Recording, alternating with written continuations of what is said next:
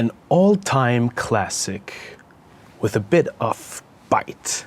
In today's video review here at Bespoke Unit, Arturo Fuente, Reserva Don Carlos, Eye of the Shark.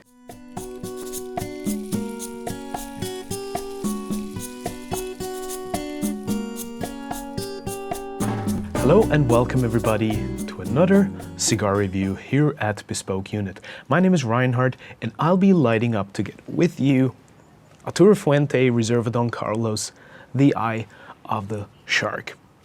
An iconic cigar with a rather unique shape and Vitola, where you have the traditional slightly rounded Belicoso head up here, but a square foot towards the end of the cigar. The blend is based on the original Don Carlos blend from the 1970s, 76 to be precise. It features a Cameroon wrapper from the Mirabel family and a binder and filler composition with tobaccos from the Dominican Republic. The exact blend is not disclosed, but it has been slightly altered from the Don Carlos blend back in those early days in the 70s. As always, I am using Bespoke Unit's cigar formula, which is a quantifiable review matrix that you can use for your own tasting purposes. And if you want to jump right underneath the video and check out the final score for this review, you will find it right there, as well as a blank formula, a blank copy that you can use for all your own tasting purposes. So without further ado, let's get right to it. Let's give this cigar a cut. I'm using my Smokin' Moses razor cut. Just slightly remove the cap over here.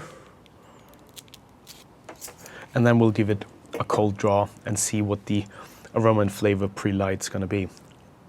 Right off the start, what the Eye of the Shark, Reserva Don Carlos, for me always in the most prestigious and most elegant way translates and communicates is finesse, it's elegance, it's creaminess with a slight hint of a musky aroma towards the very back. I get cedar wood, I get a lovely minerality with just a little bit of salty zing. Also, there is a lively citrus connotation that elevates the entire profile and counterbalances some of the dryness, the woodiness, and the little bit of spice that is already detectable on the cold draw. There is a few little bumps and bruises when it comes to the wrapper. Cameroon obviously is a rather fragile tobacco and not always the most beautiful to look at, but it's just such a unique flavor profile that you will get from that tobacco.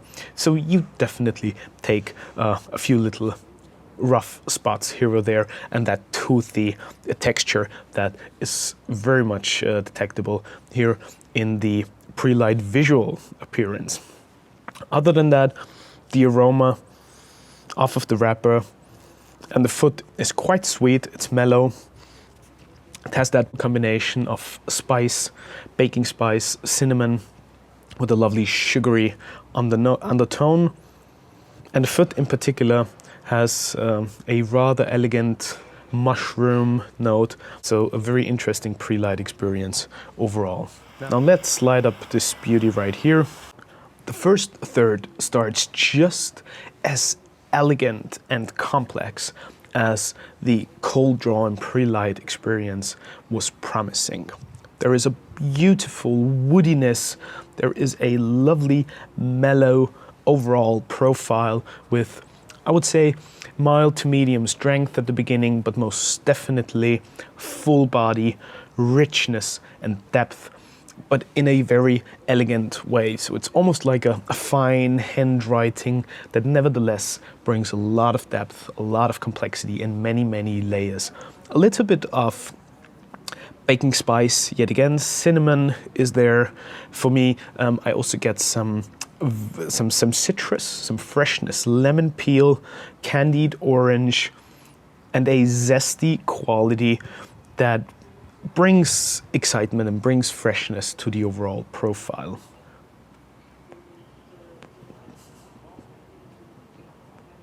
To counterbalance some of the sweetness and some of the mellow characteristics, towards the very end, there is a drying sensation, a little bit of tannins and bitter components, leading to a peppery finish and a Sichuan pepper experience that is quite interesting, but never overpowering and very elegant and restrained overall. Moving on to the second third then, the cigar picks up a little more spice, liveliness and character. Strength now is a solid medium, I would say. The body is still full and rich and deep with a more prominent wood character now, where the cedar slowly transforms into more of a roasted charred oak. And the pepper spice is now a pink berry sensation that plays beautifully with that citrusy freshness and the liveliness that was detectable right from the start, from the pre-light to the first third, all the way to the second third right now. Towards the halfway mark of the cigar, I also get a dried fruit that reminds me of prunes and dates, and maybe some dried figs, where you have that sweetness and mellowness that just rounds it all off and brings it all together in the most charming and beautiful way. Finally, the last third, whilst all the previous notes are still there, the woodiness, the sweetness, the citrus component, all that is very much detectable still. But what I find most interesting towards the end of the cigar is an ethereal quality that I could only describe as a combination of frankincense and myrrh.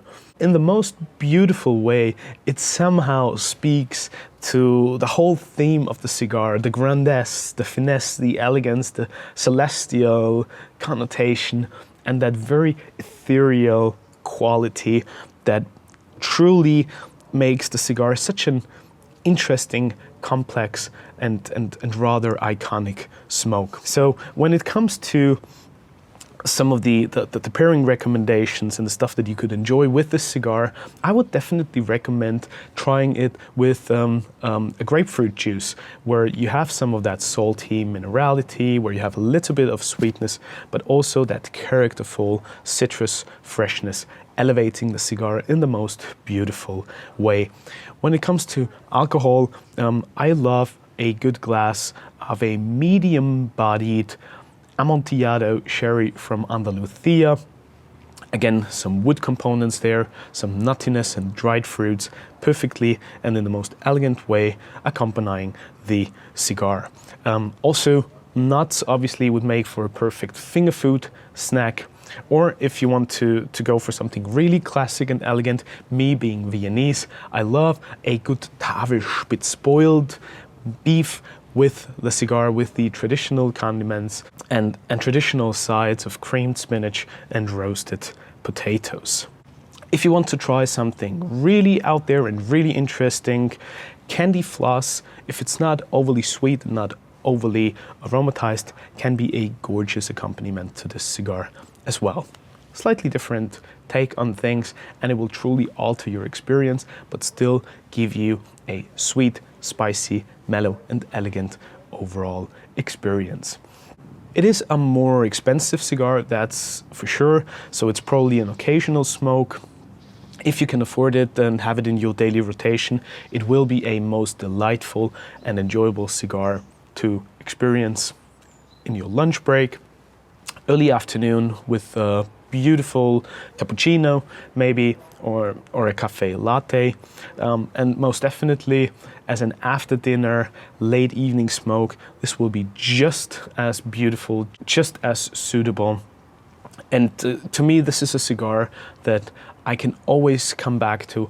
It's always consistent, and it's such a loyal friend, such a loyal cigar that will always deliver on all various levels. The quality of construction and combustion is truly excellent. I've never had any problems with Eye of the Sharks, even though it has sort of a challenging Vitola, and I can only imagine what a challenge it must be for the rollers in order to get that shape perfectly right.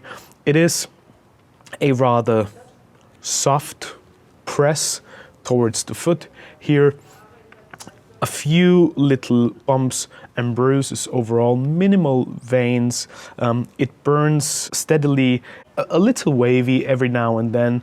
And of the 3 cigars that I smoked for this review, I had to do one touch up, but nothing that would concern me in any way or shape. The temperature of the smoke is quite cool. You get a pristine white ash that is super dense, super stable, and will only fall off once you tick it a little bit.